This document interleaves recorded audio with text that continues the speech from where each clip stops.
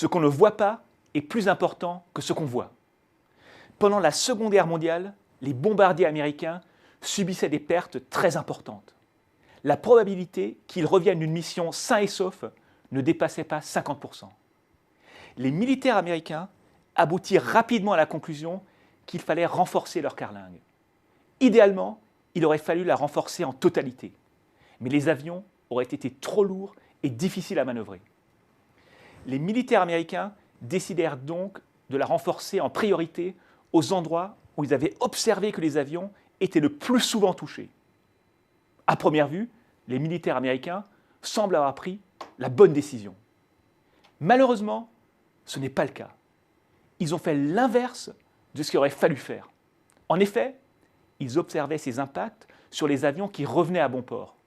Les endroits où ces avions étaient touchés n'étaient donc pas vulnérables. Pourquoi les renforcer? Les militaires américains auraient plutôt dû renforcer les endroits où les avions qu'ils observaient, c'est-à-dire ceux qui revenaient à bon port, n'étaient jamais touchés. Les militaires américains ont été victimes du biais d'échantillonnage.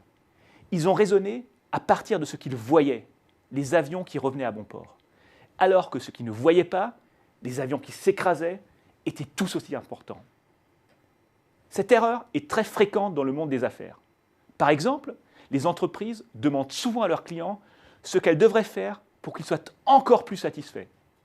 C'est intéressant, mais elles en apprendraient plus sur leurs forces et leurs faiblesses en interrogeant des gens qui ne sont plus ou même qui n'ont jamais été leurs clients.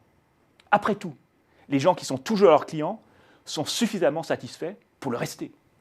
Pourquoi faire des efforts pour s'améliorer sur des critères qui ne sont pas discriminants, quand on pourrait identifier ceux qui le sont réellement? En bref, attention à ne pas être obnubilé par ce qu'on voit.